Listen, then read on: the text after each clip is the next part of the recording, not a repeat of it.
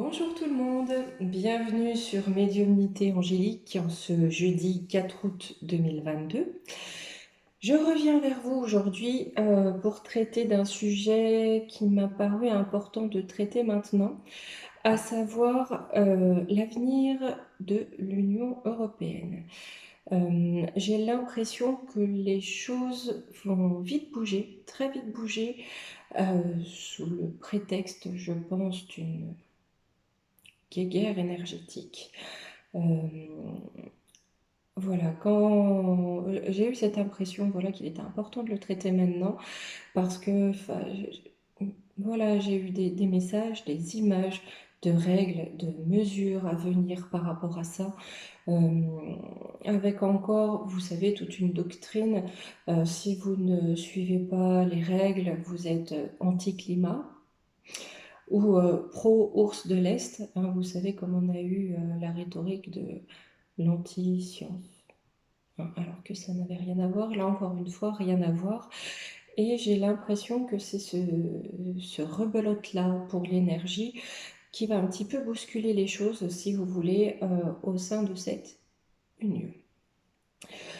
Il y a eu sur une petite phrase assez intéressante.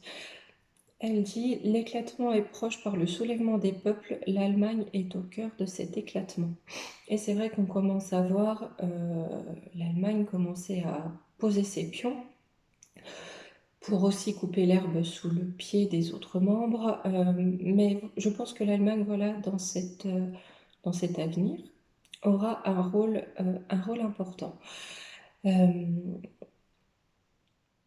Il y a vraiment cette image, et c'est étrange parce que quand je me projette sur l'avenir de l'Union européenne, les images que j'ai, c'est vraiment des personnes immobilisées, des jours sombres. Quand je dis des jours sombres, ça peut être sans lumière, hein, parce que voilà, des jours noirs.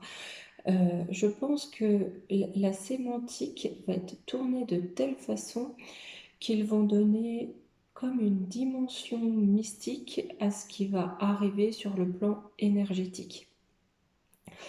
Ils veulent vraiment nous mettre en situation de privation et ils vont nous dire que c'est pour le bien commun, vraiment.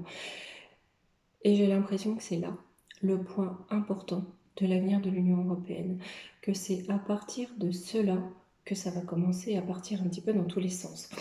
Il y a cette impression, si vous voulez, que voilà, d'un coup d'un seul, certains pays vont quitter le navire, d'autres qui n'ont logiquement rien à faire ici, on va les rapatrier pour essayer de garder une image de stabilité, une image d'existence même, j'ai envie de dire.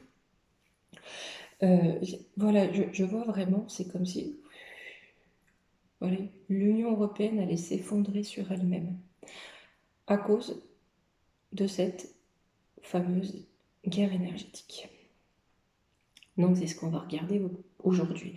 Hein, là, je vous donne cette notion de voilà, de chute de l'UE par rapport à ce thème-là, ce thème énergétique, parce que c'est vraiment la sensation que moi j'en ai et les messages que j'ai reçus par rapport à l'avenir de l'Union européenne étaient vraiment basés là-dessus. J'avais vraiment l'image du Parlement, surtout de Bruxelles. Donc à mon avis, nos amis belges, vous allez vous mettre vous allez vous mettre un petit peu en colère parce que j'ai vraiment des images de du peuple qui prend d'assaut l'Assemblée, des députés qui partent en courant avec leurs valises, vous savez, leurs lourdes valises, hein, puisqu'il est quand même bien connu qu'à Bruxelles, il y a plus de lobbyistes que de députés, et que de là, l'Union s'écroule sur elle-même. J'ai donc demandé, pour la voie de l'émeraude, une carte pour l'état de cette institution, parce que là je parle bien de l'institution européenne, je ne parle pas de l'Europe en tant que continent, je parle de l'institution européenne.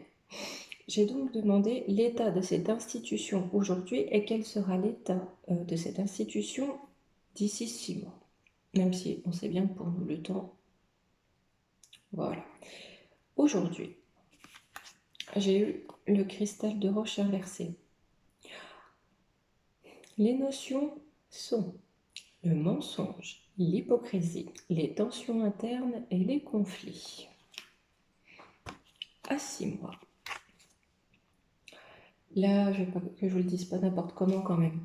J'ai la calcédoine inversée.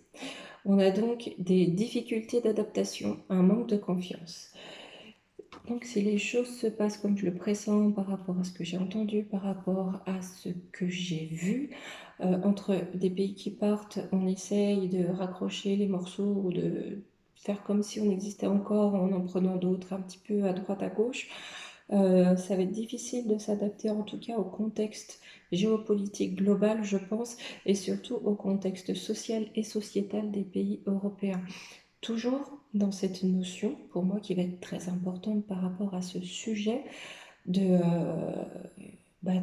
guerre, là, on va être obligé d'utiliser ce terme-là parce que c'est vraiment ça, de guerre ou en tout cas de conflit énergétique, qui en effet risque d'être important, mais il risque d'être important parce que l'institution aura voulu qu'il soit important. Il faut bien garder ça en tête quand même. Ça ne sera pas le fruit du hasard. Hein. Allez. On va voir quels vont être les blocages ou les petites choses à surmonter pour Munu.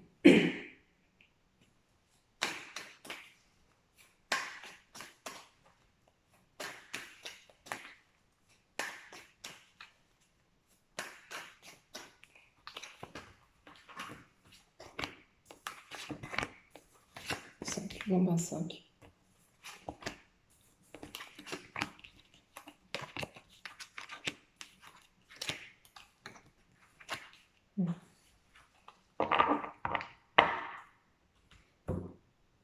On me parle d'ange terrestre. D'ange terrestre, là j'ai envie d'entendre, on va dire grossièrement, de guerriers de lumière, en tout cas de personnes qui, sur Terre, agissent dans l'intérêt de ce qui est très lumineux là-haut. Ces gens-là travaillent pour eux-mêmes. Ils ne dépendent d'aucune institution, de rien de ce qui est formé aujourd'hui. Ces anges travaillent eux-mêmes